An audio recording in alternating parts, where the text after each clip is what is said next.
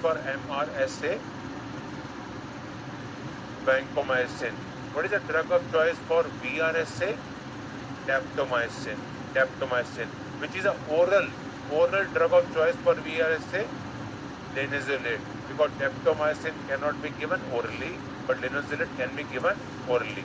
What is the drug of choice for antibiotic associated diarrhea? Drug of choice for antibiotic which is commonly caused by Clostridium difficile. Pidoximacin or vancomycin plus metronidazole. Okay, that is all. And in this case, it is a oral vancomycin. Normally, vancomycin is given injectable route. In this case, it is given by oral route. Oral vancomycin is a treatment. So, which bacteria shows swarming on blood agar? Proteus and Clostridium tetani. There are two bacteria showing swarming on blood agar. One is Proteus and second is Clostridium tetani. Clostridium tetani. Okay. So what is the definition of dowry death? Within how many years of marriage? 7 years. So dowry death is defined as death within 7 years of marriage. That is what we define as a dowry death as. Okay. So who will do the investigation in case of dowry death? Magistrate. Magistrate. Who will investigate the case of death in police firing? Magistrate. Who will investigate the case due to medical negligence? Magistrate. Magistrate. Obviously, magistrate only will do the investigation. Investigation by magistrate. Then what is exhumation? What is exhumation? Taking out the dead body from the grave, and in this case also magistrate has to pass the order for exhumation. Magistrate has to pass the order for exhumation. So, what is vicarious liability? What is vicarious liability in forensic medicine? Responsibility lies with the boss. Like when you do internship, they will say that whatever you want to do, you can do, because whatever mistake you do, you are not responsible. Your head of the department is responsible for all your activities. That is called as vicarious liability. Vicarious liability. What is Gustafson's method used for? Gustafson's method. It is for the age estimation. Using what? Using what? Teeth examination based on the changes in the teeth. So, and this is commonly done in the age of the person above 25 years. Gustafson's. Don't confuse Gustafson's with Galton. So Galton technique is used for what? Galton method is for fingerprinting. Galton method is for fingerprinting to the fingerprint. It's the most common type of fingerprint. Most common का you can come. Most common. गोल कहाँ पढ़ा लिया? और सोचो इसके बारे में. सबसे लीस्ट कॉमन कौन सा है? लीस्ट कॉमन कौन सा है? Least common. चलो मोस्ट कॉमन तो पता होगा. Least common. Composite. Composite is least common. Composite is least common. Doctor, you can come.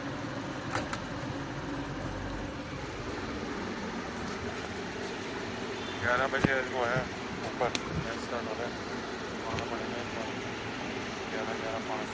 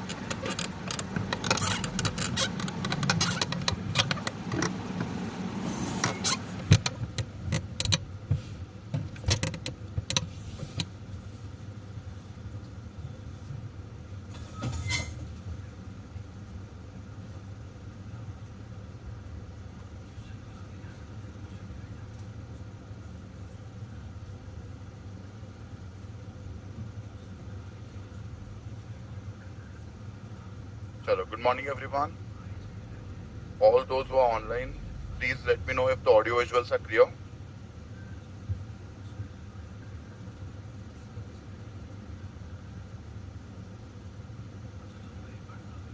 Great. Chalo. So let's begin. Let's continue with ophthalmology. Yesterday we have discussed about trauma to the eye, bache. Now let's today start with conjunctiva.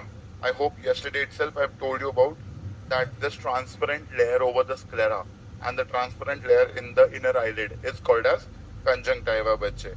Okay, infection or inflammation of that layer is known as conjunctivitis. Most common type is bacterial, viral, fungal.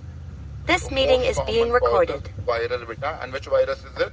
Adenovirus, yes. The most common type is viral conjunctivitis beta, and the leading cause has to be adenovirus. There is over here. Batao, which shape? Space vehicle shape. Shabash. So that is what is important to be remembered. Okay. Next important, if they ask you beta, acute hemorrhagic conjunctivitis. Now acute hemorrhagic conjunctivitis जो होता है, it would be beta some subconjunctival hemorrhages over here. So if you are able to see beta reddish appearance, okay?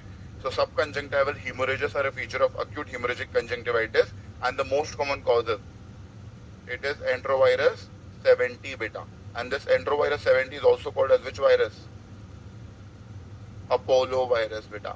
Enterovirus 70 is also known as an Apollo virus. याद रखना एक बार. Important is we know the other causes which are there beta. Those are usually picornaviridae, adenovirus, okay, Coxsackie virus, and the enterovirus along with ecovirus beta. These are the usual causes of acute hemorrhagic conjunctivitis, but the leading cause is enterovirus 70, also called as Apollo virus.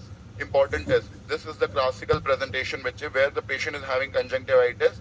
Therefore, there is congestion which is seen. Congestion of conjunctiva is what is called as chemosis. So redness and swelling of conjunctiva is known as chemosis beta. So here we are able to see chemosis due to conjunctivitis. Along with that, I am able to see a membrane. So what is this? Very good. So we know beta, it is a case of a membranous conjunctivitis, and whenever there is a case of a membranous conjunctivitis beta, the leading cause has to be nothing else but Corynebacterium diphtheria. Okay?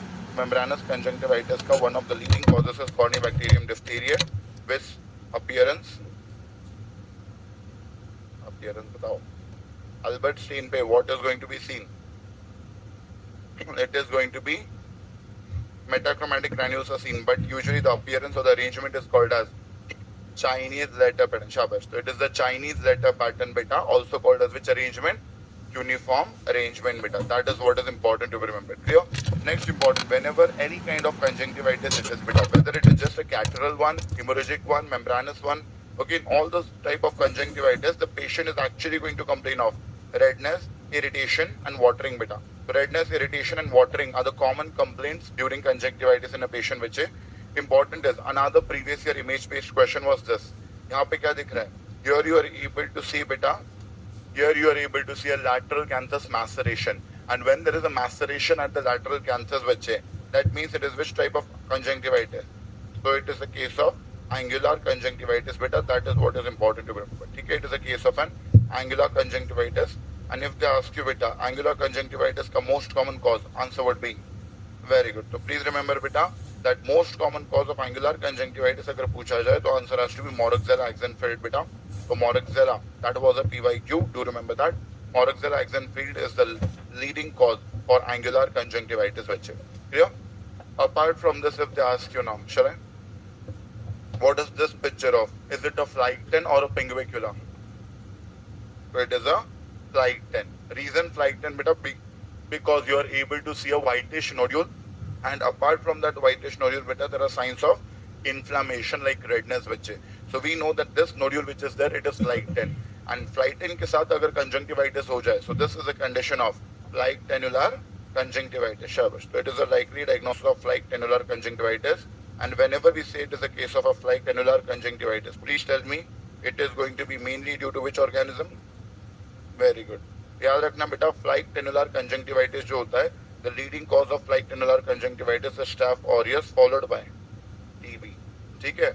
So Staph aureus followed by TB beta, these are going to be the leading causes for a phlyctenular conjunctivitis. So याद रखना phlycten मतलब a whitish nodule along with signs of inflammation. Pinguicula is due to lipid deposit, so it is a yellowish nodule without any signs of inflammation. Beta. That is how you differentiate. Clear about? So these are the important things to be remembered. Apart from that, beta, if they ask you now, below that, it is another form of conjunctivitis which is usually seen in neonates, beta. So we know in neonates there can be excessive eye discharge, beta, and this excessive eye discharge is basically because of a neonatal conjunctivitis, and this neonatal conjunctivitis is known as ophthalmia neonatorum, beta. If I talk about ophthalmia neonatorum, we know it is due to multiple reasons, beta, right? There are multiple causes of ophthalmia neonatorum, which can be viruses, it can be bacteria, it could be chemical, multiple causes are there. But what is the most common cause of ophthalmia neonatorum?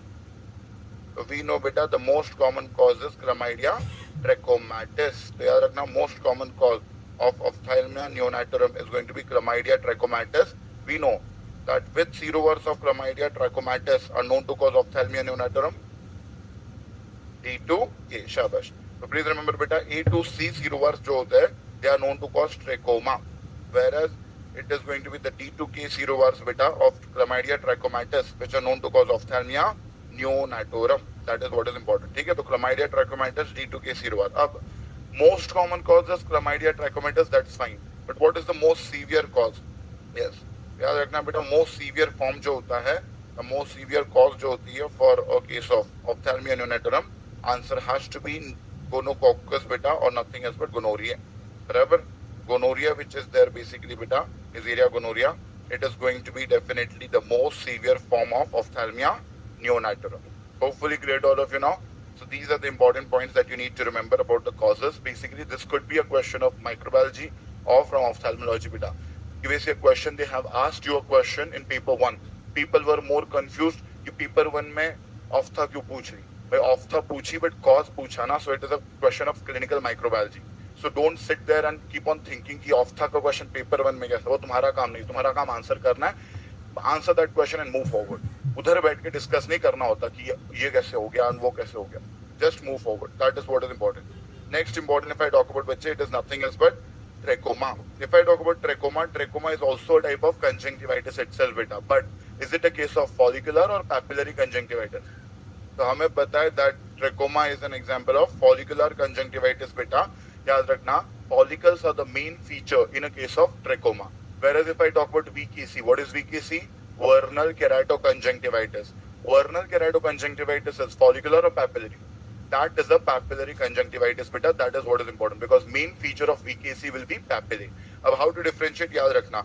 If you are able to see whitish nodules, beta, if you are able to see whitish elevations on the conjunctiva, these are follicles, beta. And if you are able to see pinkish elevations on the pinkish elevations on the conjunctiva, beta, these are called as papillae.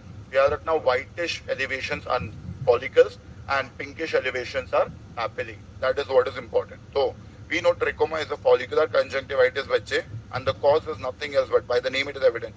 Chlamydia trachomatis. We know a bacteria called as Chlamydia trachomatis is known to cause trachoma, beta. Only difference is here the serovars which are going to cause trachoma will be A to C, bachche.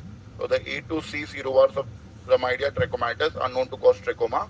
याद रखना, Chlamydia trachomatis A to C serovars cause trachoma. ठीक है? Therefore, trachoma is also called as chlamydial conjunctivitis. In a previous year question, option में trachoma ना होके chlamydial conjunctivitis was given. Please remember it is one and the same thing. Clear? So chlamydial trachomatis E to C causes trachoma. Chlamydia trachomatis D to K causes ophthalmia neonatorum. That is a neonatal conjunctivitis. And if they ask you which, that chlamydia trachomatis L serovar causes. Dharma. It is LGV. That is called as lymphogranuloma venerum, beta. याद रखना ये बात. तो chlamydia trachomatis L serovars are known to cause LGV, बच्चे. That is lymphogranuloma venerum. That is important to remember. Clear? अब हमें पता है that most important and a pathognomic feature of trachoma are the follicles. So these follicles are present on the upper limbus. Okay. So these are the scarred and depressed follicles on upper limbus. These scarred, depressed follicles on upper limbus are called as Herbert Spitz, beta. So these scarred and depressed follicles on the upper limbus are classically known as Herbert Spitz. And can I say that Herbert Spitz are the most pathognomic feature of trachoma? Pathognomic का मतलब होता है characteristic और specific. Clear? याद रखना, These are the classical Herbert pits beta, and Herbert pits are usually considered as the most pathognomic or the most specific feature in patients of trachoma bache. Next important, in the second picture you are able to see, there are definitely again whitish elevations called as follicles. These follicles are seen on the upper palpebral conjunctiva. Okay, and this whitish follicles are classically known as the sago grain follicles. साबुदाने जैसे लग रहे हैं ना, so these are classically known as the sago grain follicles beta. ठीक है? On upper limbus they are called as Herbert pits. On the upper palpebral conjunctiva they will be called as sago grain follicles. And lastly, when these follicles on the upper palpebral conjunctiva will get healed beta, they will scar out. And when they scar out bache, that is going to form a classical scarring line known as Art's line beta.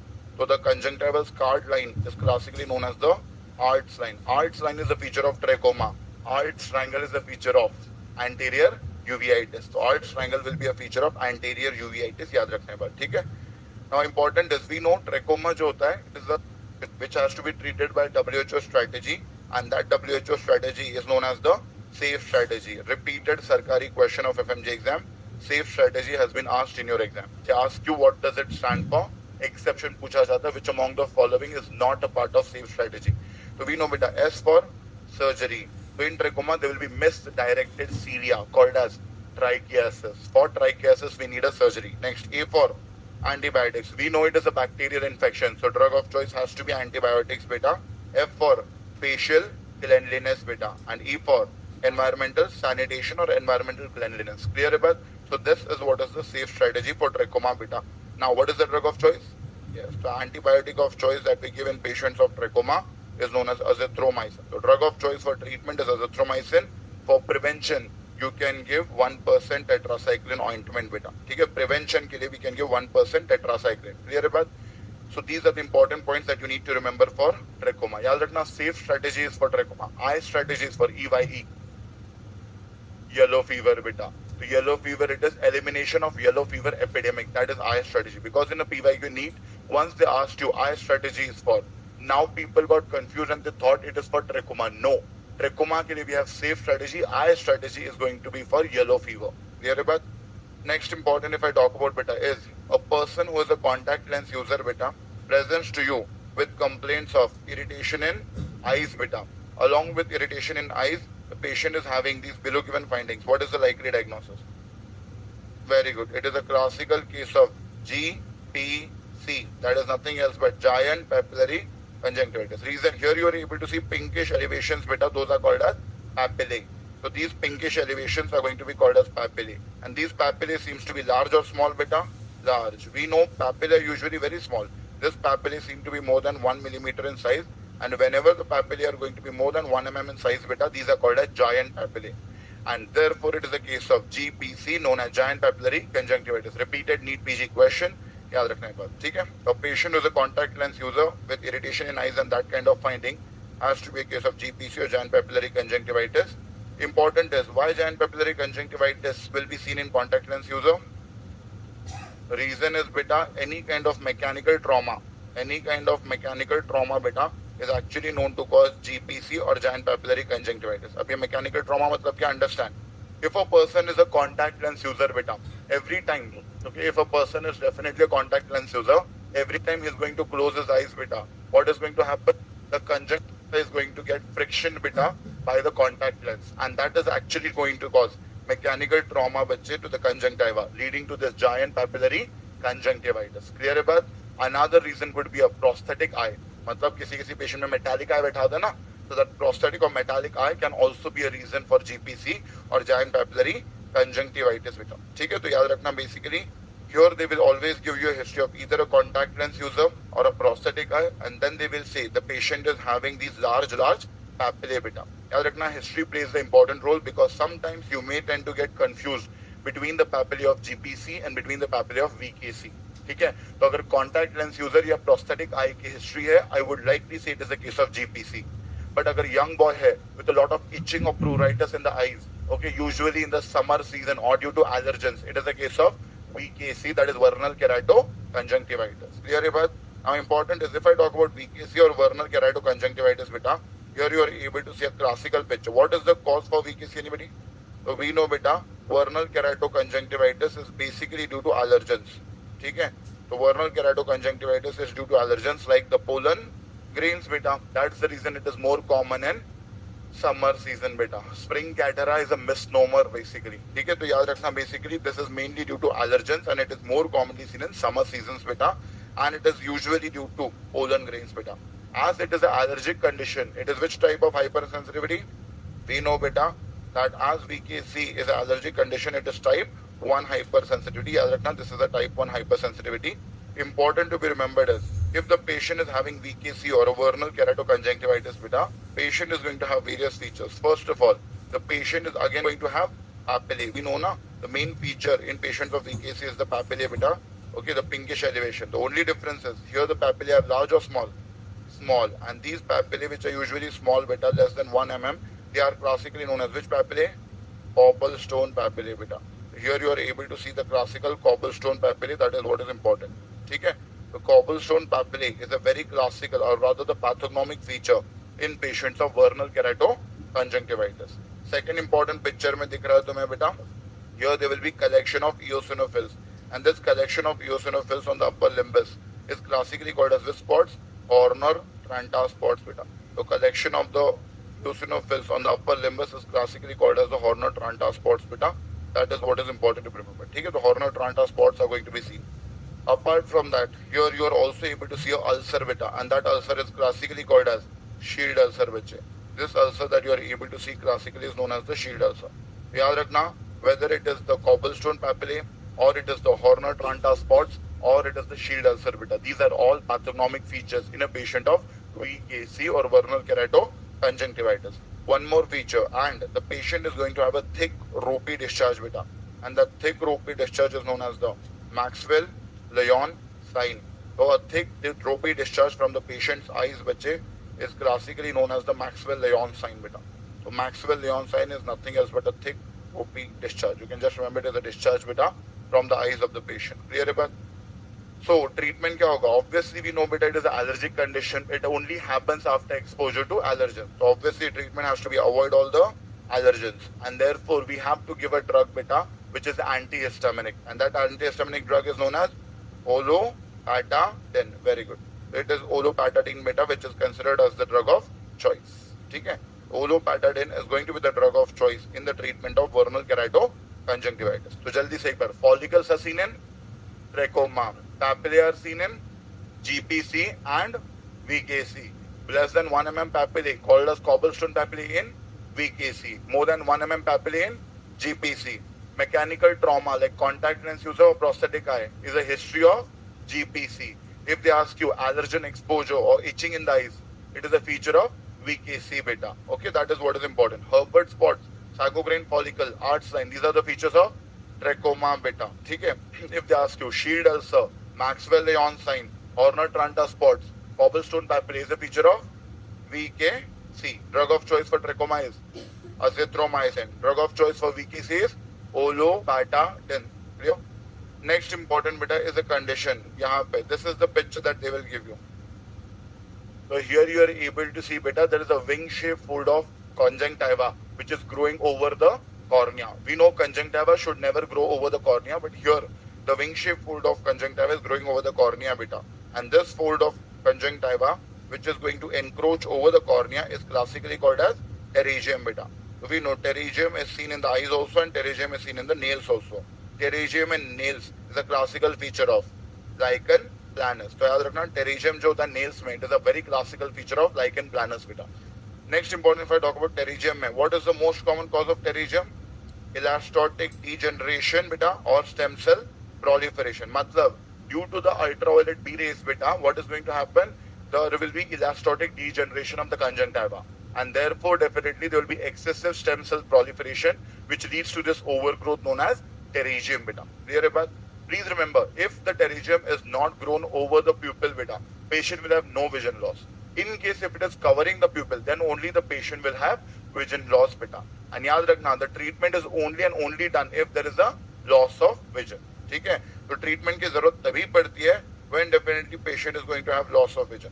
So whenever loss of vision is present, बच्चे, at that time we need a treatment. And what is the treatment? So here we have to excise that excessive growth of the cornea, sorry, conjunctiva, that is surgical excision. So जो भी बढ़ा हुआ हिस्सा है, that we have to excise beta, surgical excision along with conjunctival autografting beta. So we have to do a surgical excision followed by conjunctival autografting, and conjunctival autografting में you are going to take the graft for cornea beta from basically this inner eyelid. ठीक है? तो inner eyelid से you have to take the conjunctiva and place it over the exposed part. याद रखना, this has been a question. What is the treatment of pterygium? It is surgical excision with conjunctival autografting. Autografting because it has been taken from your own body. That is important. Next, shall I? The other problems associated with conjunctiva now one by one. The first one, क्या दिख रहा है? Here, याद रखना बेटा, here you can see the bulbar and the palpebral conjunctiva. Both are having adhesions. ठीक है? तो bulbar and palpebral conjunctiva are attached with each other. That is classically known as symblepharon बेटा. ठीक है? तो that is classically known as symblepharon. ठीक है? Whereas second picture में क्या दिख रहा है? Both the palpebral conjunctiva, the upper and the lower palpebral conjunctiva are attached with each other, or they are having adhesions. So adhesions or synecdoche between the upper and the lower conjunctiva, it is called as ankyloblepharon beta. It is known as the ankyloblepharon. तो सामने सामने हो तो that is symblepharon, आमने सामने हो तो that is what is ankyloblepharon beta. ठीक है? Next picture is very classical beta. What is this? तो क्या दिख रहा है? यहाँ पे both the iris are having same color or different color? Different color. One is brown, the other one is green color beta. If two iris are having different color बच्चे, that condition is heterochromia. Hetero मतलब different. So it is a heterochromia. Iritis or iritum. It is heterochromia iritum beta. Iritis मतलब S for same eye याद रखना. ठीक है? तो please remember heterochromia iritum मतलब there is different color in both the iris. Heterochromia iritis मतलब same iris having two different color.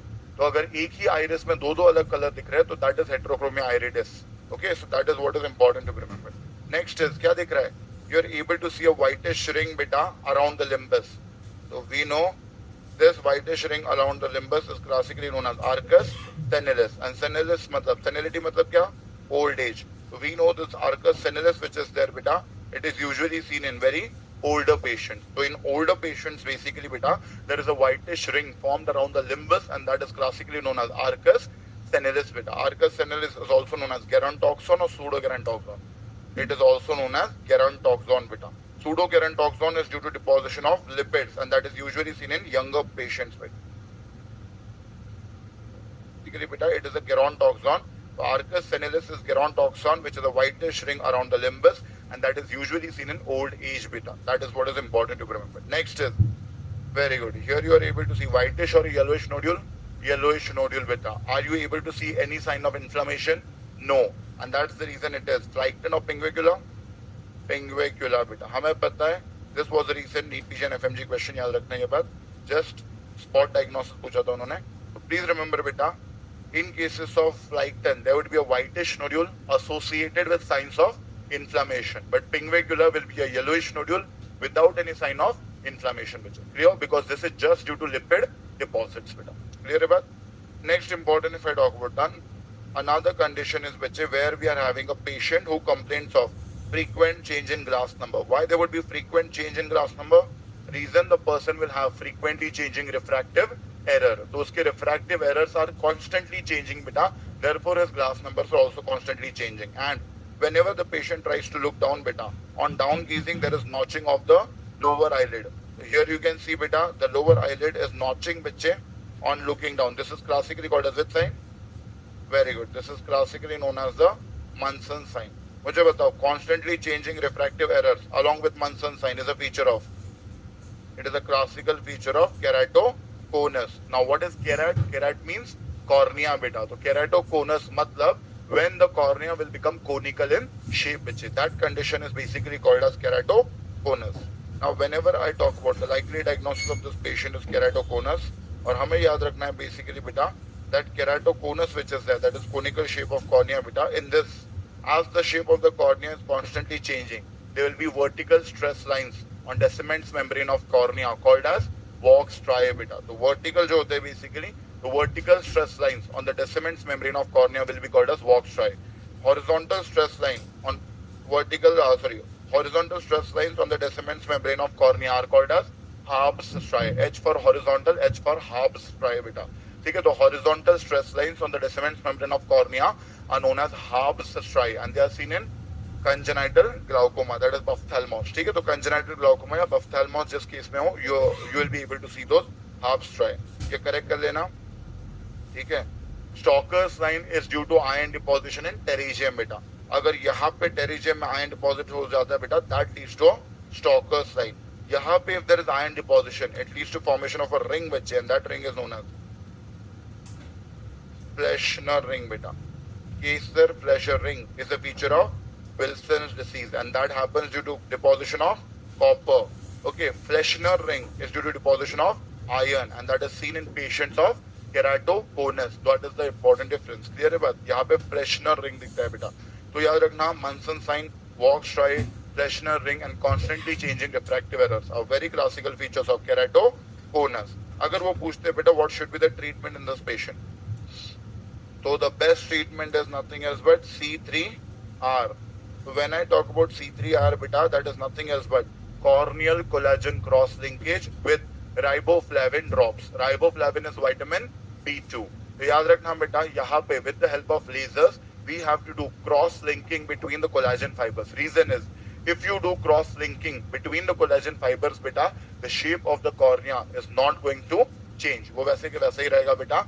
So that is called as corneal collagen cross linking with riboflavin drops. That is what is important. This is the definitive management or the best treatment for keratoconus. But until the surgery beta, which kind of lenses will be recommended to the patient?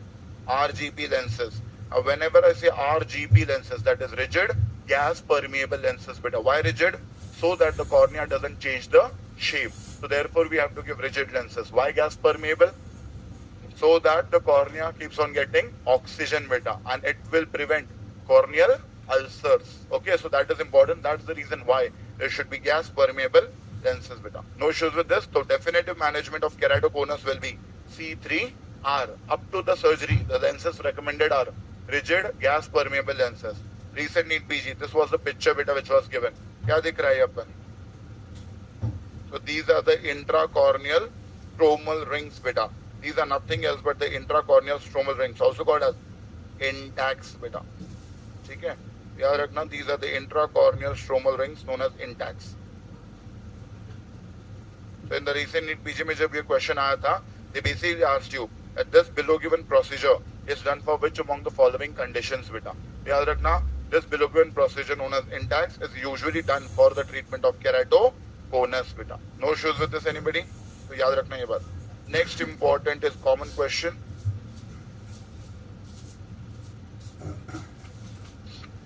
That is nothing else but Horner's syndrome.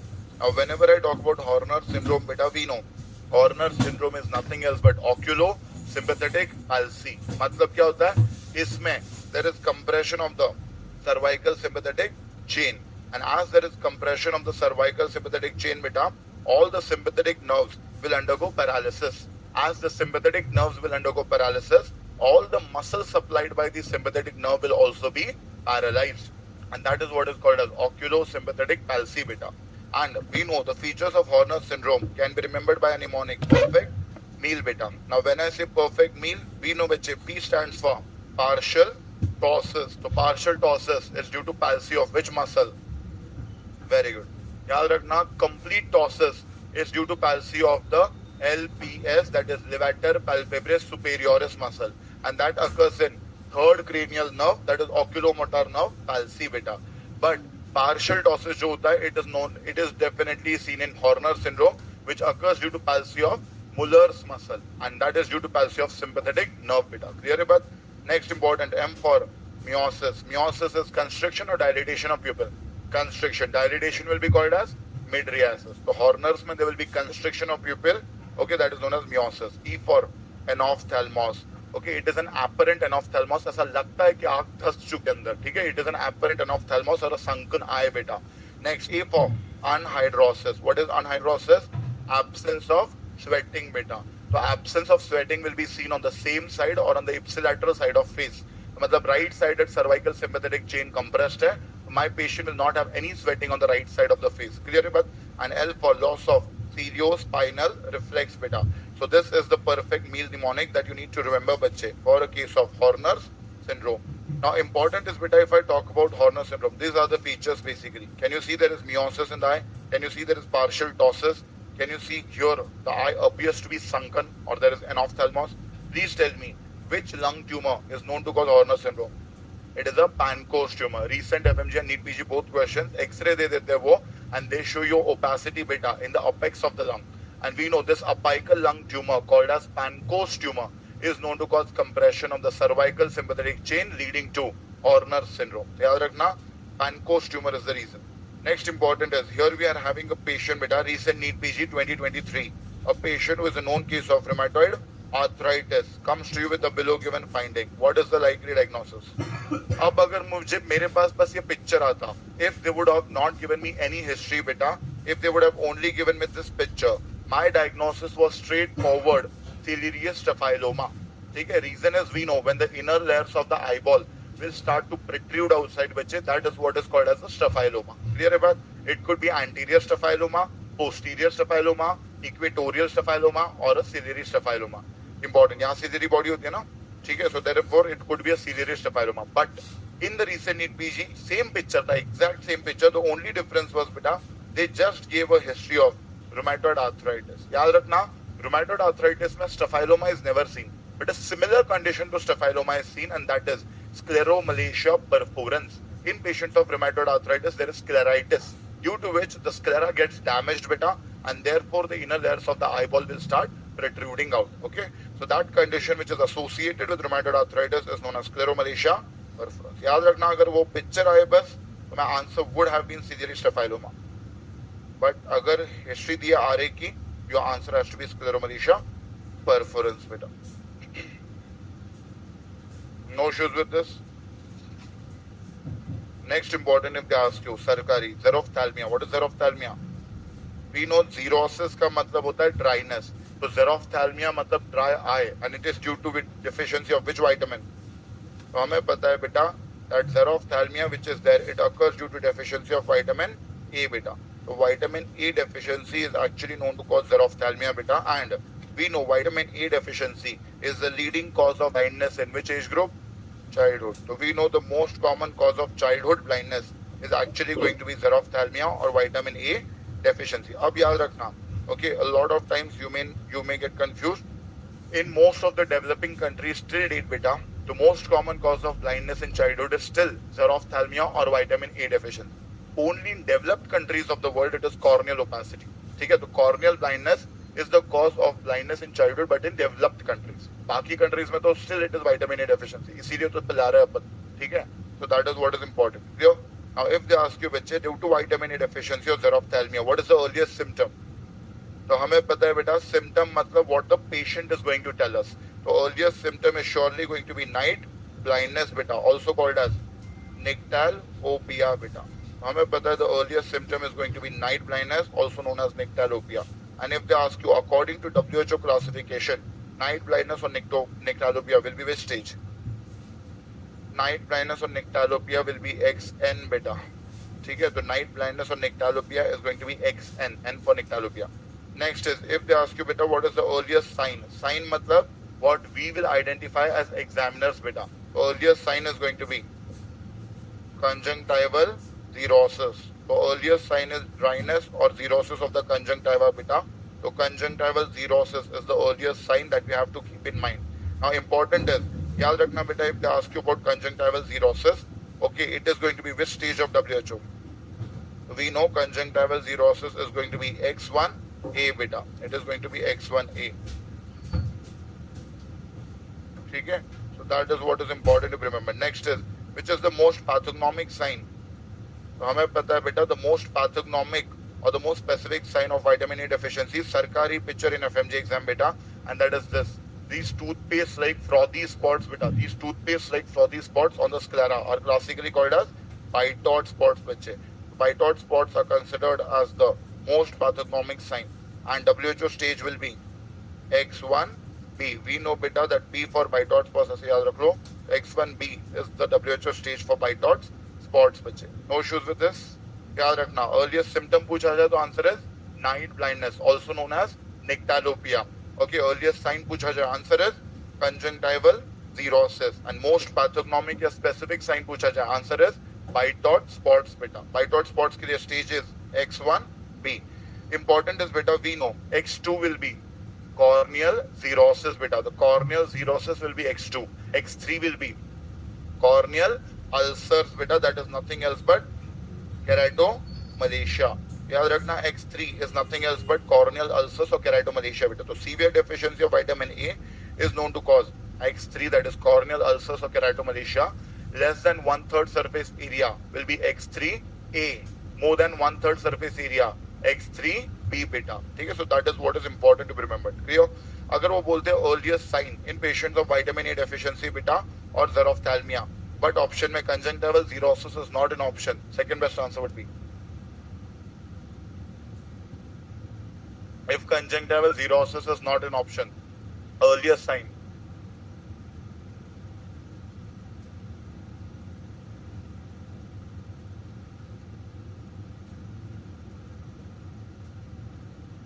Loss of sensitivity to which light? Green light. ठीक है, अगर conjunctival xerosis is not an option, mark it as loss of sensitivity to green light बेटा. That is what is important to be remembered. Clear? हमें पता है if there is vitamin A deficiency or xerophthalmia, treatment has to be vitamin A supplementation. And जब vitamin A supplementation दोगे बेटा, I hope all of you are quite aware. In vitamin A supplementation की अगर मैं बात करूँ, okay, if they ask you about dose, if the child is less than 6 months of age, doses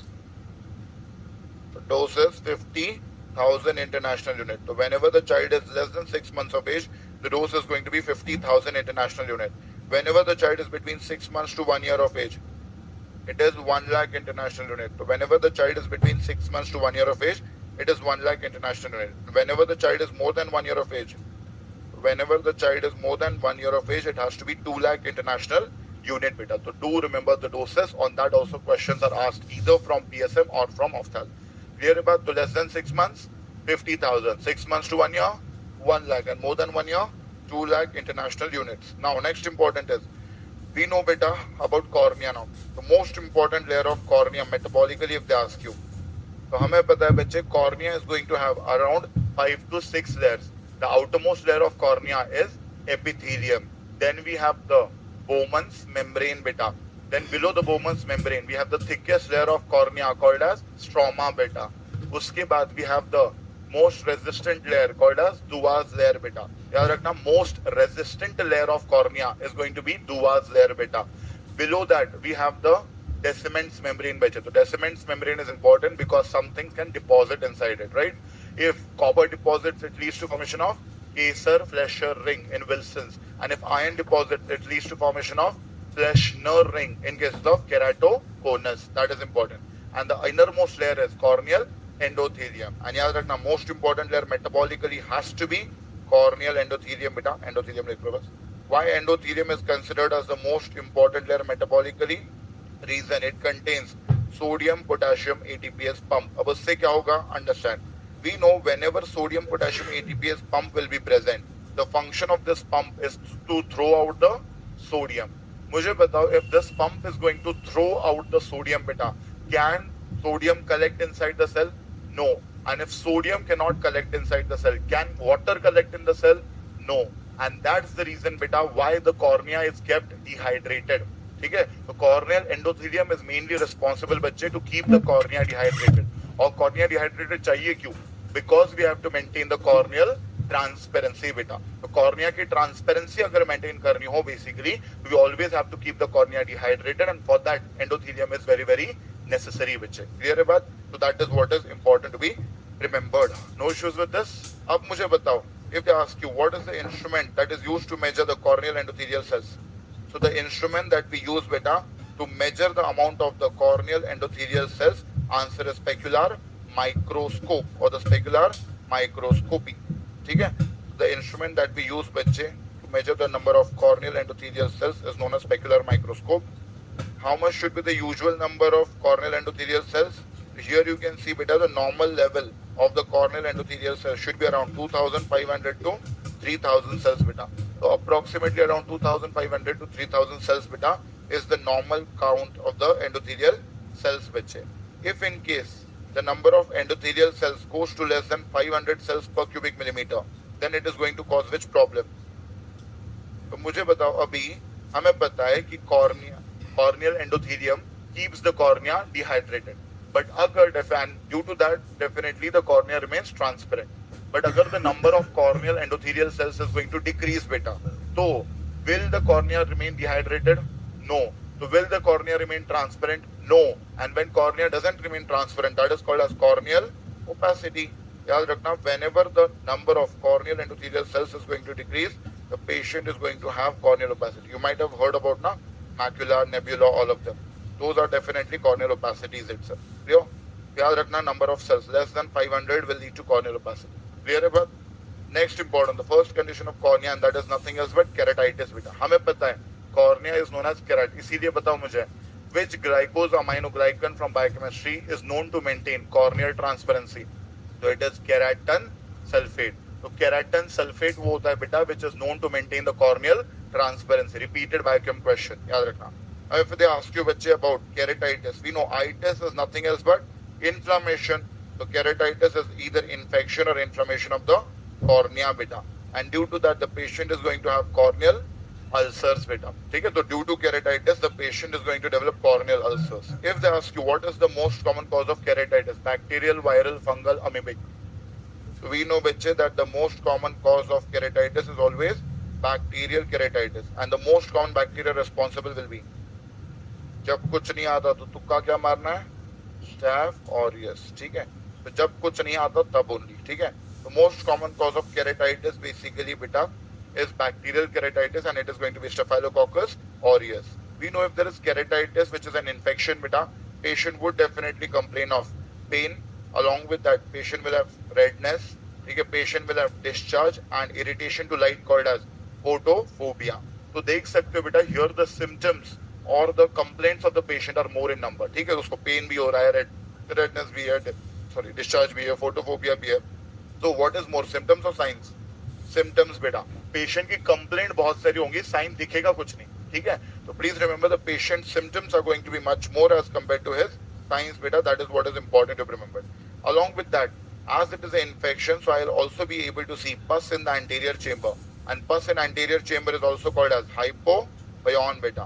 The hypopyon in cases of bacterial corneal ulcer will be mobile or fixed? Mobile. Sterile or unsterile? Sterile beta. Clear है बात? तो याद रखना, this is another important feature कि the hypopyon which is seen in patients of bacterial corneal ulcer is mobile and sterile, whereas if it would be a case of fungal corneal ulcer beta, then the hypopyon is going to be fixed and unsterile. So fixed and unsterile hypopyon will be a feature of fungal corneal ulcer. Clear है बात? याद रखना है बात. यहाँ पे you are able to see this is the corneal ulcer and this is hypopyon beta. Clear है बात? Now important, why all corneal ulcers will always appear green in color? क्या logic है उसका? So here definitely beta, all the corneal ulcers usually appear green in color because we are going to use a special dye called as the fluorescein dye beta. So that fluorescein dye is basically known to stain all the corneal ulcers green in color beta. That is important. Another important stain which stains the corneal ulcers pink in color. Pink in color. Rose Bengal dye. Very good. So it is the rose Bengal dye beta which stains all the corneal ulcers pink in color. That is important. That was NEET PGP.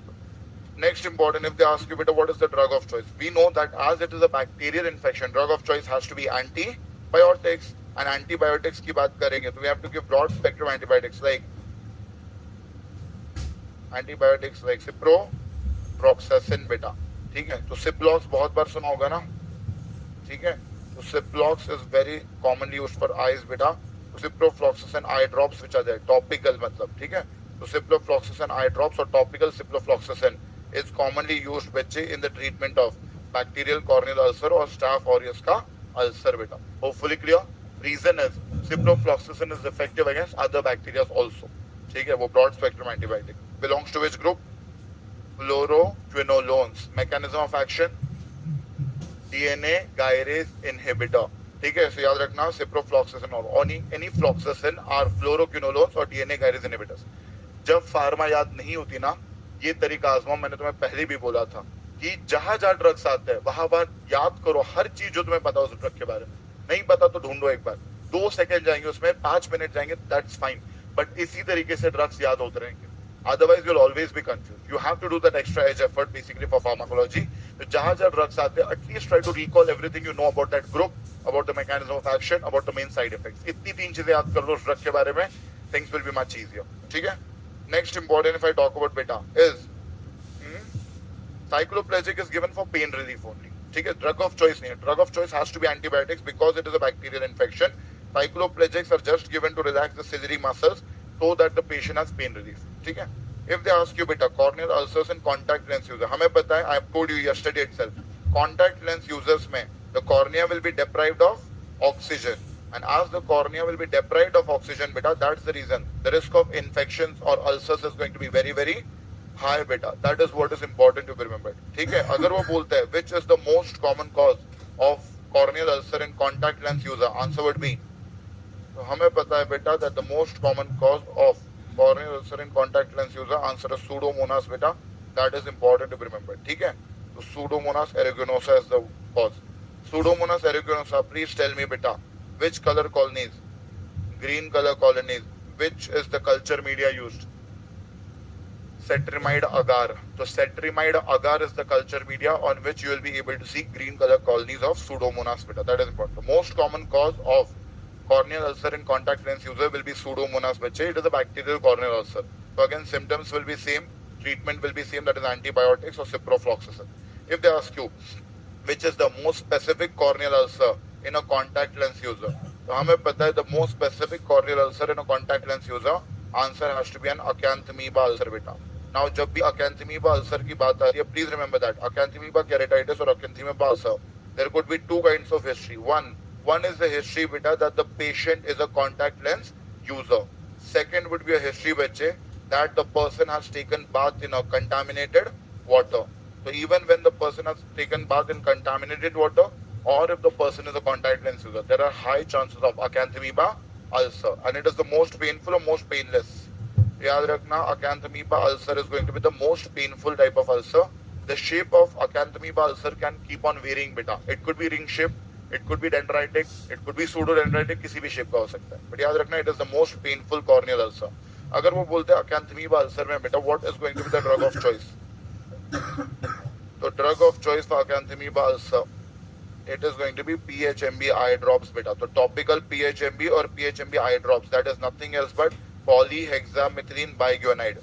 So polyhexamethylene biguanide beta, that is, you can just remember PHMB topically or PHMB eye drops, is considered as the drug of choice for acanthamoeba ulcer beta.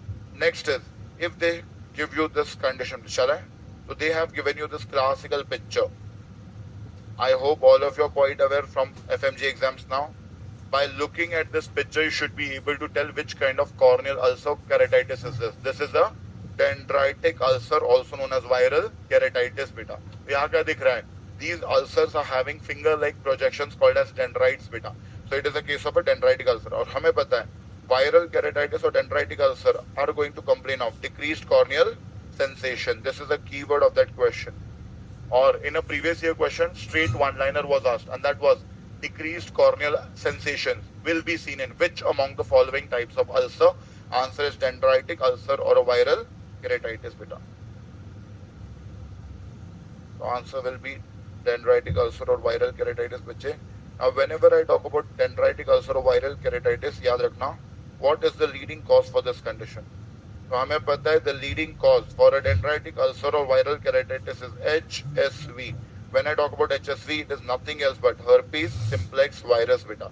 So herpes simplex virus or HSV is the leading cause of dendritic corneal ulcer or a viral keratitis बच्चे. So if HSV is the cause, what has to be the drug of choice? We know it has to be acyclovir beta. It should be topical or oral. So 3% topical acyclovir has to be given beta. So 3% topical acyclovir ointment or 3% topical acyclovir eye drops can be given beta. Clear about 3% topical acyclovir has to be given in the treatment of herpes simplex virus keratitis or dendritic ulcers beta. Clear about? This is a very commonly repeated picture from corneal ulcers. याद रखना है बात. Dendritic ulcer बहुत commonly repeat होता है. Next important, if I talk about another सरकारी question is, a farmer presents to you beta with complaints of which kind of trauma? Vegetative trauma. Vegetative का मतलब होता है कुछ प्लांट का हिस्सा तुम्हारी आंख में चला गया बेटा, ठीक है? So definitely that is a vegetative trauma to the eye. And now the patient starts complaining of watering and irritation in the eyes with the below given finding. In the below given finding, we are able to see बच्चे patient is having which shaped ulcer? Ring shaped ulcer beta. And this ring shaped ulcer is having which kind of margins? Feathery margins बच्चे. This is a case of, we know the diagnosis of the patient is a case of fungal ulcer beta or fungal keratitis. So it is a case of a fungal corneal ulcer or fungal keratitis. Now important PYQ was that vegetative trauma will lead to which among the following condition? Answer straightforward was nothing else but fungal keratitis or fungal corneal ulcer. So vegetative trauma ka history will be very very important in the diagnosis of fungal ulcer or fungal keratitis. Important is beta, यहाँ पे if they ask you what is the most common cause, answer would be, हमें पता है the most common fungus responsible for causing fungal ulcer or keratitis, answer is aspergillus beta.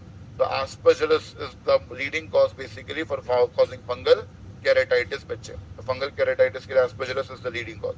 We know in bacterial corneal ulcer what was more common, signs or symptoms? In bacterial corneal ulcer symptoms were more prominent, patient की complaint ज़्यादा थी. But in a fungal corneal ulcer signs are going to be more predominant beta. मतलब yeah, the patient will have not too much complaints beta. The patient will not have too many complaints, only watering irritation like complaint. But signs, if you see, there are a huge number of signs beta which will be able to see in the eye of the patient. Clear? So first of all, sign is we know there will be a ring-shaped ulcer beta. Along with ring-shaped ulcer, it is going to have which kind of margins? Feathery margins. So there will be a ring-shaped ulcer बच्चे along with feathery margins. That is important to be remembered. ठीक है? So ring-shaped ulcer along with feathery margins is going to be there. Important is if they ask you, there will be hypopyon also as you are able to see. Now this hypopyon or pus in anterior chamber beta, it will be fixed or mobile, fixed, sterile or unsterile, unsterile. हमें पता है bacterial corneal ulcer में the hypopyon was mobile and sterile, but in fungal corneal ulcer the hypopyon is fixed and unsterile because it contains the fungal hyphae. That is the reason it is called as unsterile beta. Previous year question of FMG exam, which is the most characteristic lesion of fungal corneal ulcer? तो हमें पता है बेटा corneal ulcer बीच में होता है and the fungal hyphae are rotating or revolving around that ulcer beta. These are classically known as satellite lesions, and this was a previous year straight one-liner question. Just one-liner था that what is the most characteristic feature in a patient of fungal keratitis? Answer was satellite lesions beta. ठीक है? It could be asked in another format. Satellite lesions are seen in which among the following condition? Answer would be fungal corneal ulcer. Drug of choice for fungal corneal ulcer has to be antifungals. That is 5% natamycin eye drops beta. Yes? So 5% topical natamycin, that is 5% natamycin eye drops is considered as the antifungal agent of choice beta or the drug of choice in the treatment of fungal corneal ulcer. Hopefully clear. अब हमें पता है बेटा that viral keratitis or dendritic ulcer which is there, it is caused by herpes simplex virus. But this condition is caused by, what is this? Here the patient is elderly female beta as you are able to see, and this patient was an elderly female comes to you with complaints of painful vesicles beta. So here the female comes to you with complaint of painful vesicles in old age beta, and these painful vesicles are usually seen in which distribution? They are seen in the ophthalmic and maxillary distribution of which nerve? Trigeminal nerve. तो trigeminal nerve की ophthalmic और maxillary distribution में ये दिख रहा है बेटा these painful vesicles, and they are due to herpes zoster virus, called as which condition? Herpes zoster ophthalmicus. हमें पता है बेटा herpes zoster virus is also known as varicella zoster virus, and this herpes zoster or this herpes zoster or varicella zoster virus in childhood is known to cause chicken pox beta. तो हमें पता है बचपन में this herpes or varicella zoster virus will cause chicken pox. Now usually chicken pox is self-limiting beta and very very mild condition. Okay, but sometimes chicken pox or this herpes zoster infection in childhood may be very severe, and due to that the varicella zoster, the herpes zoster virus will not get eliminated from your body. मतलब वो तुम्हारी body से बाहर नहीं जाएगा. And once if it is not eliminated from the body, it keeps on resting in your body beta in a dormant state, and it can rest in your body in various ganglions of the body. First of all, if it is resting in dorsal root ganglion and gets reactivated when the patient gets immunocompromised. Patient will have painful vesicles in the specific dermatome of skin, and that is what is known as shingles बेटा. तो याद रखना dorsal root ganglion से जब भी वो reactivate होता है, patient will have painful vesicles in a specific dermatome called as shingles बेटा. PYQ है बहुत बार का. Second, whenever it gets reactivated from trigeminal ganglion, patient will have painful vesicles in ophthalmic and maxillary division of trigeminal nerve known as herpes zoster ophthalmicus. And third, when it gets reactivated from geniculate ganglion beta, whenever it gets reactivated from geniculate ganglion, patient will have painful vesicles in the ear beta, and that condition is known as herpes zoster opticus, also known as Ramsay-Hunt syndrome. So herpes zoster opticus, also known as Ramsay-Hunt syndrome. Ramsay-Hunt syndrome, PYQ FMG exam का, which is the most common cranial nerve paralyzed. The most common cranial nerve paralyzed in patients of herpes zoster opticus or Ramsay-Hunt syndrome will be seventh cranial nerve or the facial nerve beta. Okay, so that is what is important to be remembered. कोई दिक्कत? अब याद रखना ganglion तीनों के अलग है, सब जगह डॉर्सल रूट गैंग्लियन चेपना बंद करो, ठीक है? So that is what is important. Shingles है, that means the reactivation has happened from dorsal root ganglion. भले लिख लो यहाँ पे in this space over here, ठीक है? If there is shingles definitely, then we know it is a reactivation. याद रखना, what is the difference in the FMG exam questions nowadays? The only difference is, याद रखना, पहले क्या होता था पता है?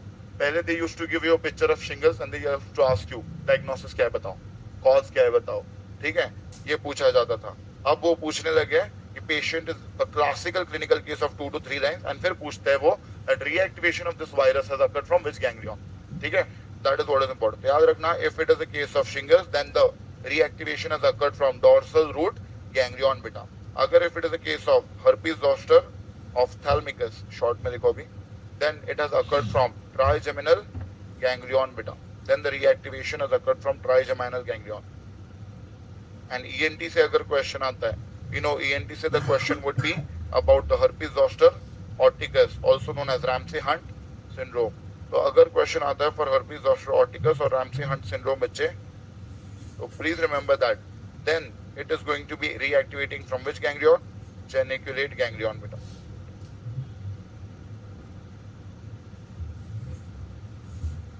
Hopefully clear to all of you now.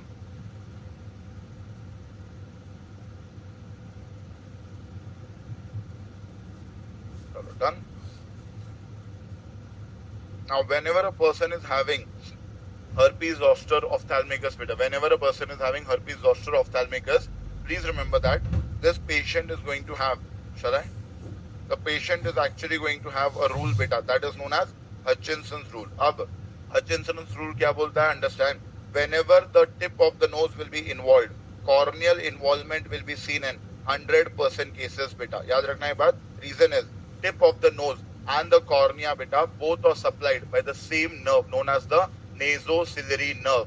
That's the reason जब भी vesicles are going to involve tip of the nose, corneal involvement will be seen in 100% cases which that is important, known as Hutchinson's rule. Hutchinson's stride is used in syphilis. Which type of syphilis? Congenital syphilis बेटा. याद रखना यहाँ पे Hutchinson's rule होता है, यहाँ पे होता है Hutchinson's rule, whereas congenital syphilis में there is Hutchinson's stride. Hutchinson's stride is egg-shaped incisors called as Hutchinson's teeth beta, interstitial keratitis and sensory neural hearing loss. These are the three features in the Hutchinson's stride of congenital syphilis beta. अगर वो पूछते यहाँ पे treatment क्या होगा, तो drug of choice, आज it is herpes virus infection, drug of choice has to be acyclovir, oral or topical. This time, as it is a very severe infection beta, you have to give oral acyclovir, and that oral acyclovir is almost given 800 mg 5 times a day. 800 mg 5 times a day beta has to be the treatment in a patient of herpes zoster ophthalmicus or any of these, whether it is herpes zoster opticus, herpes zoster ophthalmicus, or it is shingles beta. Okay, the drug is same, oral acyclovir 800 mg 5 times a day. Done with this? Done? Next is another important topic, and that is known as glaucoma beta. Now, whenever I talk about glaucoma, बच्चे, yesterday itself I've told you the basic reason for glaucoma. हमें पता है Can I only say that raised intraocular pressure is glaucoma, beta? No. Reason raised intraocular pressure only will be called as ocular hypertension, beta. Clear? So, glaucoma is actually a triad of three things, beta. First is raised IOP, that is raised intraocular pressure. Second, due to that there will be visual field defects, and due to that there will be optic nerve defects. So याद रखना बेटा, raised intraocular pressure along with visual field defects along with optic nerve defects, beta, this triad is known as glaucoma, बच्चे. Important. What is the normal intraocular pressure, बताओ? So the normal intraocular pressure is 10 to 21 millimeters of mercury, beta. So 10 to 21 millimeters of mercury is normal intraocular pressure. More than 21 millimeters of mercury or more than 8 millimeters from the normal value is going to be considered as raised intraocular pressure, beta. That can lead to glaucoma. Important to be remembered, beta, is if I talk about glaucoma, yesterday itself I've told you there are two reasons बच्चे to develop glaucoma. पहला reason तो ये है, for example, see, the first reason is the iridocorneal angle which is there, beta. It is closed. We know whenever the iridocorneal angle is closed, will the aqueous humor be able to drain? No. And that's the reason the patient's intraocular pressure is going to increase, causing a angle closure glaucoma. Second condition में the iridocorneal angle is open, beta. Angle तो open है, कोई दिक्कत नहीं है. Then the problem is there is some blockage at the trabecular meshwork, and if there is blockage at the trabecular meshwork, beta, again the aqueous humor will not be able to drain, and that will lead to a raised intraocular pressure, causing which type of glaucoma? Open angle glaucoma. Clear है बात यहाँ तक? That is important. If I talk about beta, सबसे पहले if I want to check the intraocular pressure of the patient, beta, then what is going to be the investigation that I should use? Tonometry. याद रखना, whenever you have to measure the intraocular pressure, you use an investigation called as tonometry, beta. Next, if they ask you, that was a PYQ, visual field is assessed by which investigation? Answer would be perimetry, beta. याद रखना, visual field is going to be assessed by perimetry. Humphrey's perimeter can be used, beta, to check the visual field. अब याद रखना, perimetry मतलब visual field मतलब क्या? मुझे कितना हिस्सा दिखाई दे रहा है, ठीक है? So please remember that is what is called as your visual field, beta. Okay, that will be checked with help of perimetry, beta, or perimeter. Next important is, beta, if I talk about optic nerve defect के लिए, what should be the investigation?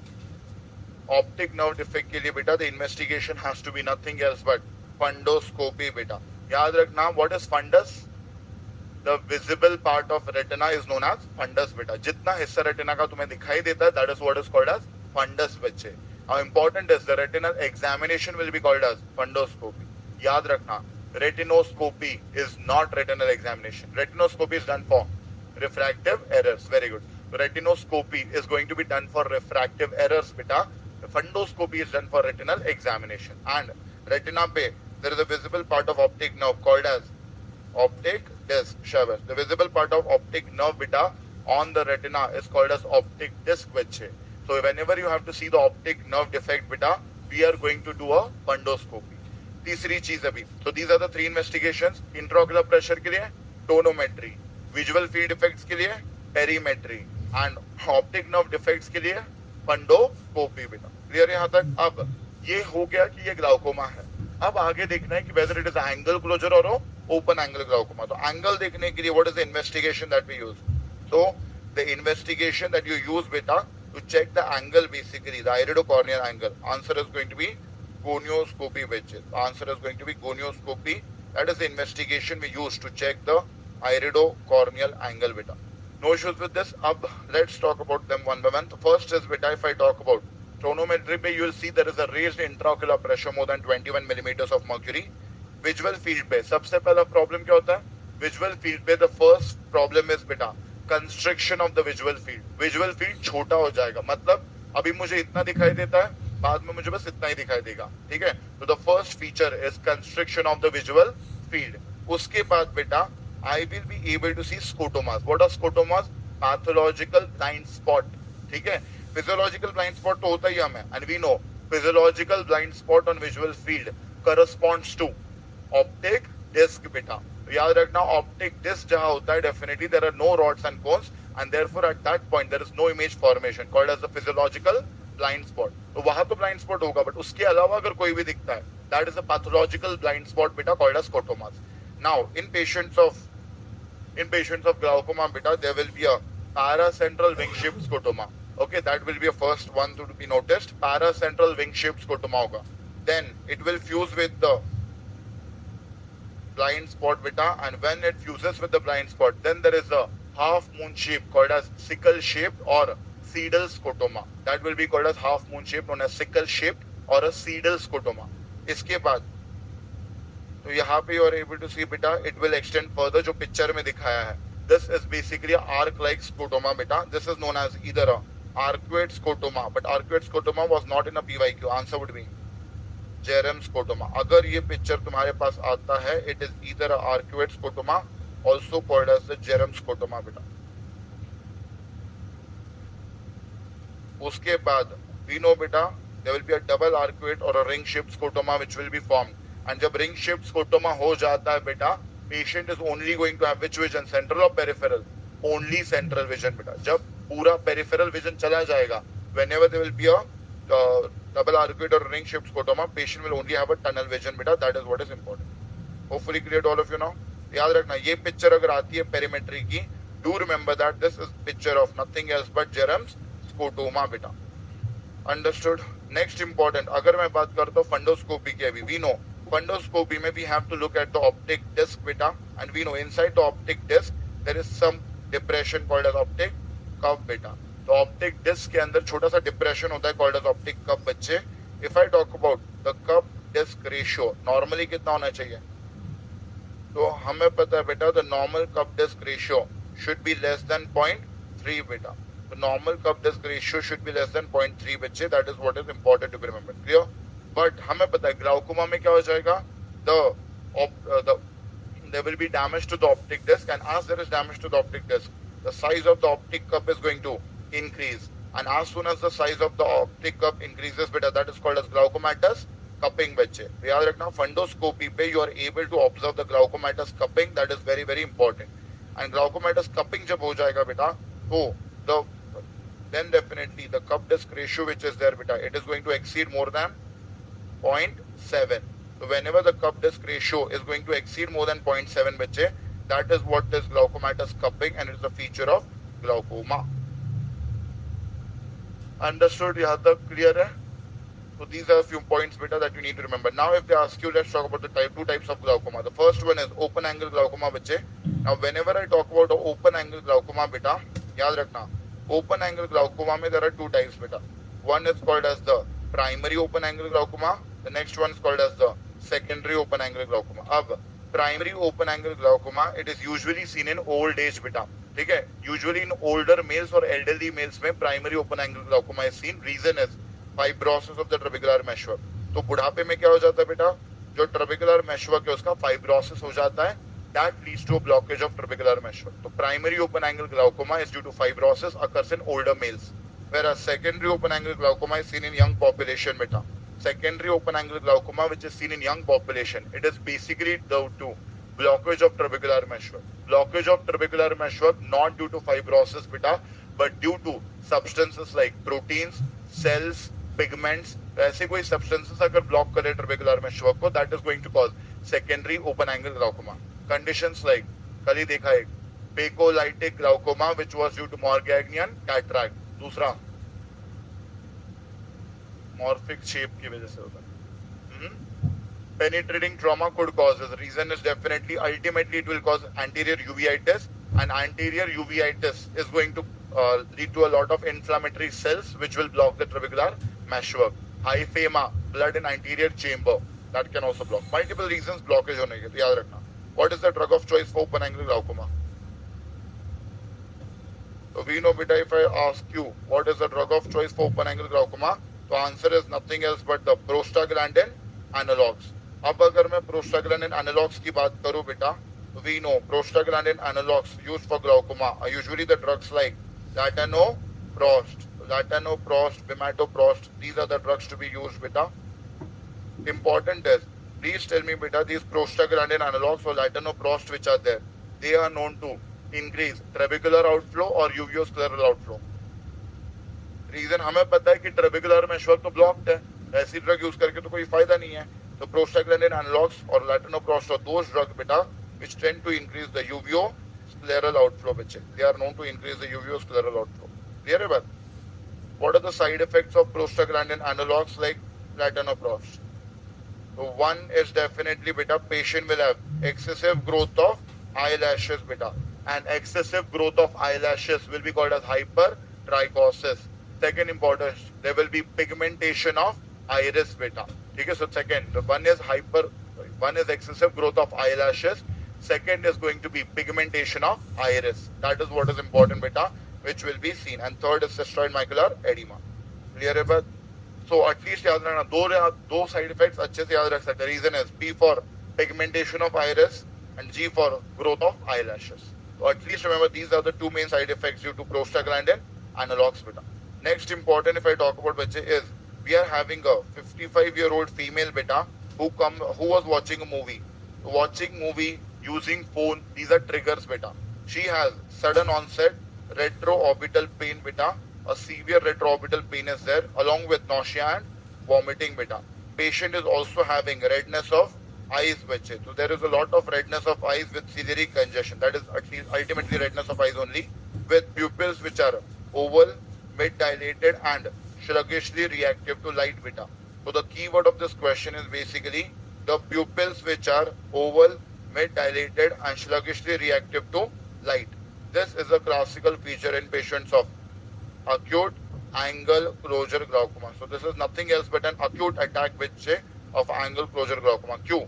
तो हमें पता है in angle closure glaucoma beta suddenly the intraocular pressure is going to rise excessively beta. बहुत ज़्यादा अचानक से intraocular pressure बढ़ जाता है and that causes an acute attack of angle closure glaucoma. So the diagnosis of this patient is nothing else but acute angle closure glaucoma, also called as acute congestive glaucoma.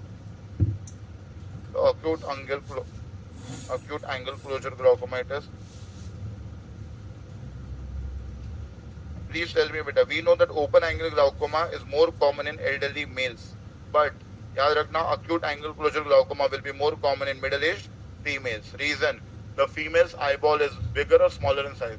Smaller. तो हमें पता है बेटा when definitely the eyeball will be smaller in size, the iridocorneal angle will be closed beta, and that can actually increase the risk of angle closure glaucoma. Smaller eyeball is seen in myopia or hypermetropia.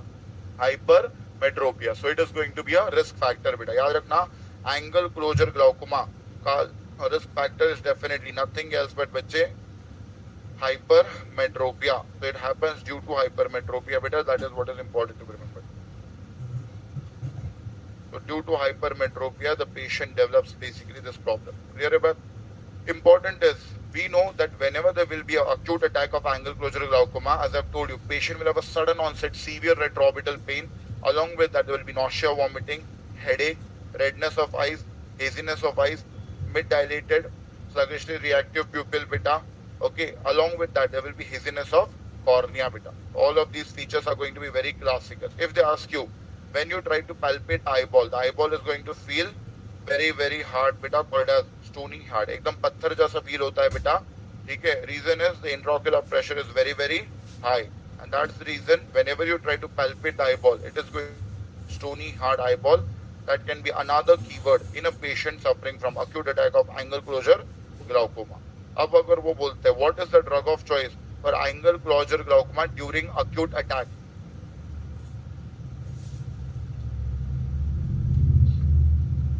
During acute attack, the drug of choice is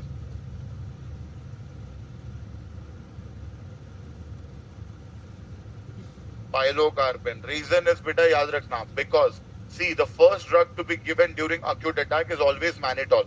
Mannitol will always be the first drug given during acute attack to decrease the intraocular pressure. But the main complaint in acute angle closure glaucoma is a lot of pain, and that pain will only be relieved when you break the attack.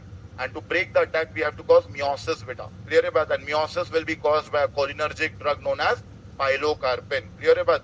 So pilocarpine is a meiotic बच्चे which will cause constriction of pupil and it is known to break the attack. इसीलिए it will give immediate pain relief बेटा. अब अगर वो बोलते हैं what is the drug of choice for angle closure glaucoma, not attack, बस angle closure glaucoma के लिए drug of choice बोलते हैं तो answer has to be mannitol or acetazolam. acetazolamide. So mannitol or acetazolamide, which are the drugs known to decrease beta the intraocular pressure, they are the drug of choice basically for angle closure glaucoma. But acute attack mein the main important aim is to decrease the pain beta, and that is done by breaking the attack. Hopefully clear to all of you now. That is what is important to be remembered, which ठीक है. If they ask you what is going to be the treatment in this patient, previous year image based question beta याद रखना. See, normally drugs like mannitol or acetazolamide help, but sometimes when there are adhesions beta, then definitely the drugs will not help. अगर adhesions बन गए, चिपक चुका है बेटा, इसलिए angle close है, but then definitely we have to use a laser and create an opening in the peripheral iris beta, so that the fluid or the aqueous humor comes from the posterior chamber into the anterior chamber, and it is able to easily drain. Clear? So that is what is important beta, and this is known as peripheral iridotomy beta. So peripheral iridotomy, which is there definitely. That was image based question. Picture देके पूछा था कि क्या कर रहा है, which procedure has been done. We know that is a peripheral iridotomy which has been done over here. That is what you have to remember beta. Hopefully clear to all of you now. So peripheral iridotomy it is done. Understood? Next, if they ask you beta, two important questions, shall I? Anti-glaucoma drugs. So anti-glaucoma drug contraindicated in children due to sleep apnea beta. So if they ask you, and glaucoma drug contraindicated in children due to a side effect known as sleep apnea, answer is going to be brimonidine beta. ठीक है?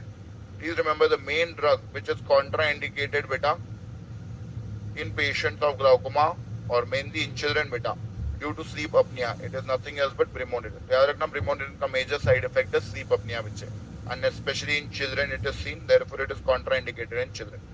Next, anti-glaucoma drug contraindicated in bronchial asthma. तो हमें पता है bronchial asthma में anti-glaucoma drugs which are contraindicated are obviously going to be beta blockers beta.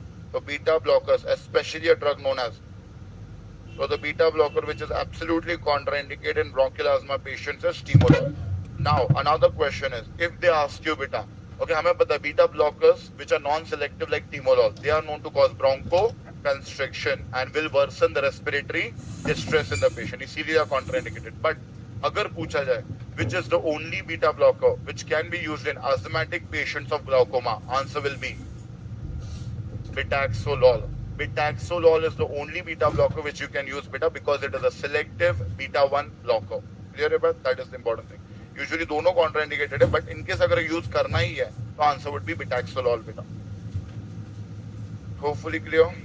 Next important if I talk about is another question beta, and that is a child was brought to you with the complaints of blepharospasm, that is inability to open the eyes beta, photophobia, that is irritation to light, and lacrimation, that is excessive watering from the eyes bachche. The classical triad known as BPL beta. B for blepharospasm, P for photophobia, L for lacrimation. It is a classical triad of which condition? Very good. It is a classical triad of congenital glaucoma beta. याद रखना, this is a classical triad of congenital glaucoma. That is what is important to be remembered beta. तो congenital glaucoma के patients में there is classical triad known as blepharospasm, photophobia and lacrimation. If they ask you in patient congenital glaucoma, apart from this, we are also able to see a very classical feature.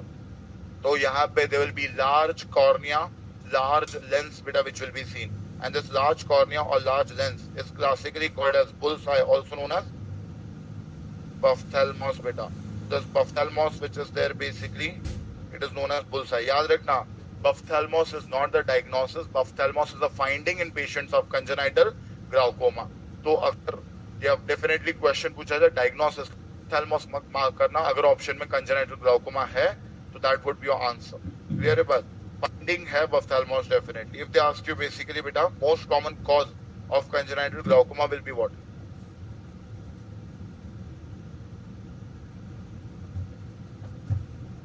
Trabecular dysgenesis beta. इसका मतलब when the trabecular meshwork is not properly formed in children beta, the aqueous humor will not be able to drain, and that is the reason why the intraocular pressure of the child will be high since birth beta.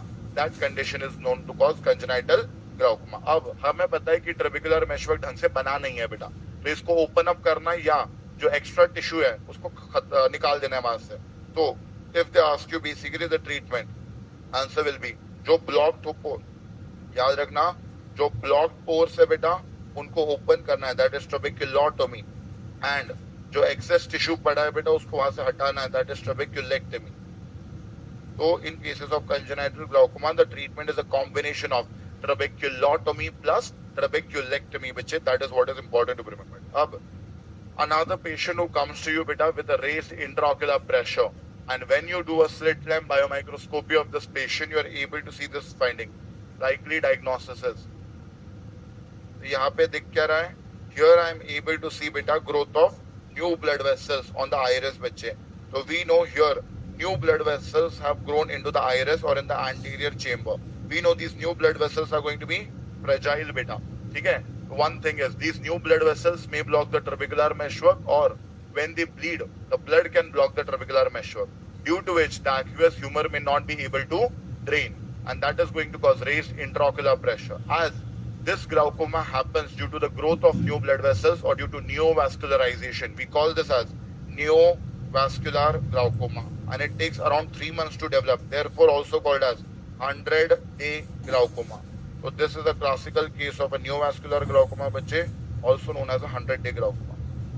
Hopefully clear to all of you now. अगर मैं बात करूँ बेटा about neovascular glaucoma or 100-day glaucoma, we know the cause for this condition is going to be which type of CRVO. So please remember beta, the most common cause of neovascular glaucoma is going to be ischemic CRVO beta. So ischemic CRVO which is there basically बच्चे, ठीक है, is going to be the leading cause for neovascular glaucoma. Second cause is going to be PDR. What is PDR? Which one? Proliferative diabetic retinopathy beta. Another cause is going to be a proliferative diabetic retinopathy which is also known to cause this problem. अब understand basically दोनों conditions में होता क्या exactly, because not only neovascular glaucoma is going to happen, two other conditions are going to happen. चला है? तो done. अब मुझे बताओ, याद रखना, whenever there will be ischemic CRVO or whenever there will be a proliferative diabetic retinopathy, the main problem is what? The retina is not receiving enough amount of oxygen. मतलब there is hypoxia to the retina. Due to that, there is release of a factor called as VEGF, that is vascular endothelial growth factor. And जब ये vascular endothelial growth का release होगा, that is known to cause growth of new blood vessels known as neovascularization beta. That is basically known to cause neovascularization. Now if they ask you about neovascularization beta, please remember that is known to cause three things. First of all, हमें पता है when these new blood vessels will grow in the anterior chamber of the eye, they may block the trabecular meshwork, leading to which glaucoma? Neovascular glaucoma, also known as a 100-day glaucoma. Next, when these new blood vessels beta, see, whenever these new blood vessels, we know they are very, very fragile. So whenever they will rupture beta, they will cause bleeding in the posterior segment of eye called as vitreous hemorrhage. So these patients may have sudden vision loss beta, a sudden painless vision loss due to vitreous hemorrhage. And third important, these patients are going to have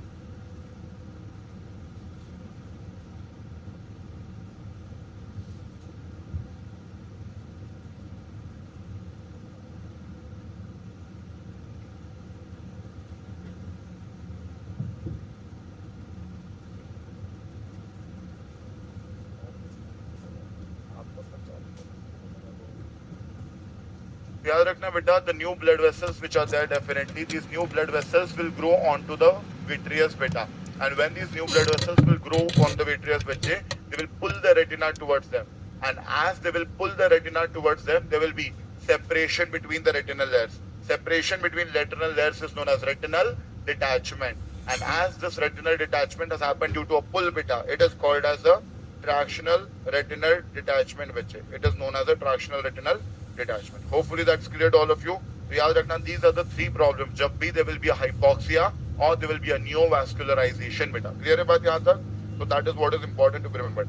If I talk about this condition over here beta, is a female presents to you बच्चे with complaints of night blindness beta, there is nyctalopia, and fundoscopy reveals three features beta. First is bony spicules are seen. What are bony spicules?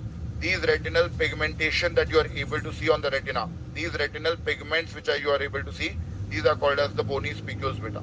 Second, patient is having attenuated blood vessels. What are attenuated? Attenuated का मतलब होता है thin बेटा. याद रखना यहाँ पे there will be thinned out blood vessels that you are able to see बच्चे. That is attenuated blood vessel. And third, the patient is going to have a pale optic disc बेटा. ठीक है. तीसरा जो feature दिख रहा है, here you are able to see a pale optic disc बच्चे. We know the mnemonic, the triad that you have to remember, it is BAP beta. Ma'am would have given you the triad that is BAP. B for bony spicules beta. A for attenuated blood vessels. And P for pale optic disc. And all these three features beta along with night blindness is a feature of a condition known as retinitis pigmentosa. तो अगर ये तीन features दिख रहे हैं तुम्हें fundoscopy पे along with night blindness, it is a case of retinitis pigmentosa which happens due to degeneration of rods and cones beta. It happens due to degeneration of rods and cones बच्चे. That is what is important to be remembered. And याद रखना, if I talk about beta, shall I? If I talk about here, there will be mainly degeneration of rods or cones. In this condition, there is main degeneration of rods beta, lesser number में cones. And as there is mainly the degeneration of rods बच्चे, that's the reason the patient's complaint is going to be night blindness. So due to that, the patient's main complaint is night blindness beta. समझे? So that is what is important to be remembered. If they ask you, investigation of choice for retinitis pigmentosa, that has been a PYQ, answer is ERG. ERG मतलब electroretinography. तो हमें पता है बेटा, if rods and cones will be damaged, will there be image formation on retina? No. So will there be any impulse generation or action potential generation on retina? No. So activity on electroretinography will decrease, and that is the diagnostic feature of retinitis pigmentosa. Treatment, याद रखना, there is no known treatment for retinitis pigmentosa till date. कोई treatment काम नहीं करती. Only thing which could be tried is vitamin A supplementation. The only treatment that could be tried somewhat is vitamin A supplementation beta. That is important to be remembered. Next is a case of nothing else but retinal detachment. Now we know beta how many layers are there in retina. There are total 10 layers in retina बच्चे. So when I talk about the 10 layers of retina, याद रखना, the inner 9 layers are called as the neurosensory retina. तो जो अंदर वाले 9 layer होते हैं बेटा, they are classically known as the neurosensory retina, whereas the outer 10th layer is called as the retinal pigment epithelium. याद रखना, the inner 9 layers are neurosensory retina, the outermost 10th layer is retinal pigment epithelium. जब इनके बीच में separation हो जाता है, that is what is called as retinal detachment. There are 3 reasons for the detachment. First is when there will be a tear in the neurosensory retina. When there is tear in the neurosensory retina, that is called as rhegmatogenous retinal detachment. So tear की वजह से हो तो rhegmatogenous retinal detachment it will be. Clear? Next important beta, if it happens due to a pull by the new blood vessel, अभी देखा था it is tractional retinal detachment. तो हमें पता है अगर वो pull की वजह से हो, then it is going to be a tractional retinal detachment. And third, if it happens basically due to collection of fluid beta in between these layers, हमें पता है inflammatory fluid is called as transudate or exudate. Exudate beta, याद रखना, inflammatory fluid is also known as exudate. तो याद रखना, whenever there will be some infection or malignancy बच्चे, there will be collection of exudative fluid, and that leads to this retinal layer separation called as exudative retinal detachment. Clear about? These are the 3 types of retinal detachment. अगर मैं बात करता हूँ in retinal detachment, patient's main complaints are going to be flashes, there are going to be floaters beta. Floaters are nothing else but blackish opacities. मतलब जब तुम देख रहे हो ना, तुम्हें बीच बीच में काले काले धब्बे नजर आ रहे हैं, ठीक है? So those blackish opacities are called as floaters beta.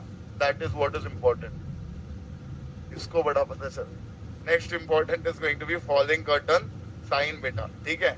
So please remember that falling curtain sign is basically बच्चे the classical feature that you are able to see in patients of retinal detachment बच्चे. Most common type of retinal detachment अगर वो पूछेंगे, answer will be the rhegmatogenous retinal detachment. The most common type of retinal detachment, answer will be a rhegmatogenous retinal detachment. And हमें पता है बच्चे, rhegmatogenous retinal detachment always happens due to a tear in the neurosensory retina. कौन सा type का tear? Bucket handle tear बेटा और horseshoe shaped tear. ठीक है? The most common type of retinal detachment is rhegmatogenous. Cause is tear. Next is tractional retinal detachment, जो तुम्हें बताया था. It is usually seen in conditions like diabetic retinopathy or CRVO. Reason, in दोनों conditions में there will be hypoxia which will release VEGF which will cause neovascularization, and वो जो नई blood vessels बनी है they will pull the retina beta, causing a tractional retinal detachment. Which next is another PYQ from FMG exam, that is shifting fluid sign is a feature of. अब हमें पता है fluid collection is only and only seen in exudative retinal detachment. तो अगर वो पूछते हैं, this was a PYQ, repeated one, shifting fluid sign will be a feature of, answer has to be the exudative retinal detachment beta. It will be a feature of exudative retinal detachment, याद रखना. And we know beta it can happen either due to malignancy or infections which when there is inflammation which causes exudation. Clear है बात?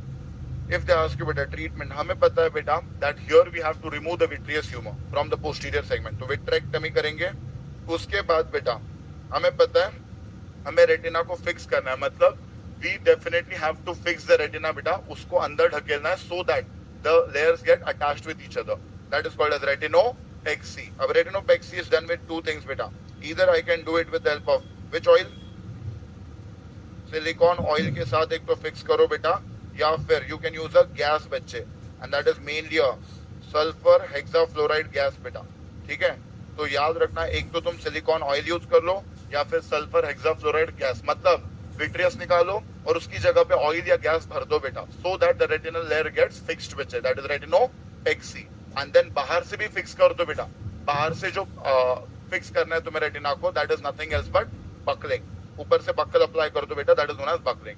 So these three things are usually done बच्चे whenever you have to treat a retinal detachment. That is what is important to be remembered beta. Take a break. I'll just be back in 15 minutes. Maximum 15 minute का break.